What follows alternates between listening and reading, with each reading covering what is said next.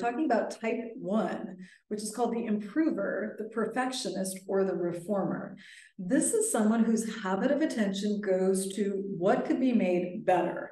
And their habit of attention moves away from leaving things as good enough. So this is someone who's constantly seeking improvement, who's trying hard to get things right. This is someone who has a lot of social contracts. Is this idea there are lots of things that happen that we don't need to talk about. They're obvious.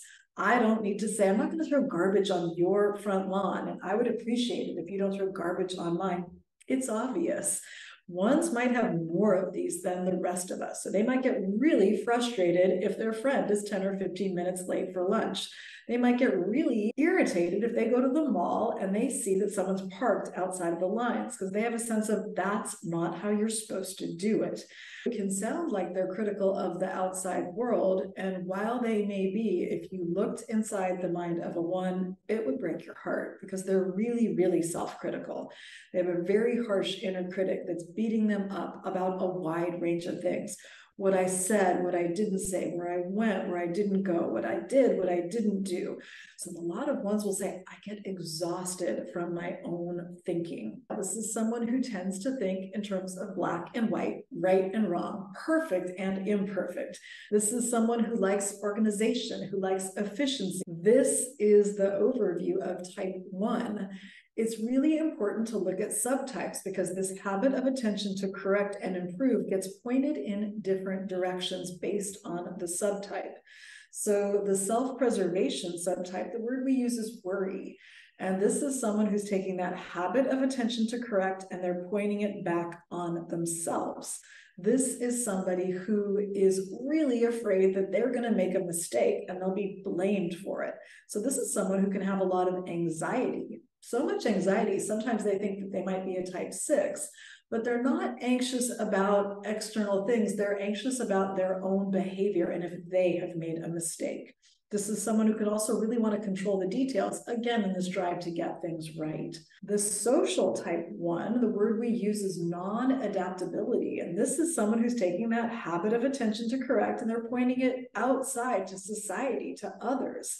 They're trying to be the model of good behavior. This is someone who can often end up in a teacher or an educator, instructor role. They feel there's one right way to do things. They know that way, and they want to show you how it's done. We use the word non-adaptability because this is someone who has to be really careful that they don't get too rigid in their thinking. It can be hard for them to accept that there could be multiple right ways of doing things. Finally, the intimate or one-to-one subtype, the word we use is zeal. This is someone who's taking that habit of attention to correct and they're pointing it to their inner circle, the people they care about the most. This is someone who is less self-critical than the other 2 type 1s. It might be the person who's telling their spouse, sit up straighter, drink more water.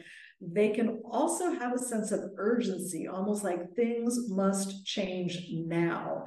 And that is the one-to-one or intimate type 1. I also want to talk about the centers, the center of intelligence. Type 1, along with type 8 and type 9, are in the body center of intelligence, which means they first experience the world through their physical bodies. This is someone who's got a very strong gut instinct. And for 8s, 9s, and 1s, they also have a complex relationship with anger. So 1s repress anger. This is somebody who tries hard not to be angry because they're trying to be a good person, and there's kind of a subconscious sense anger is not a good emotion. So they repress it, and it can come up as irritation. And a lot of 1s will say, I don't get angry very often, but I'm irritated a lot.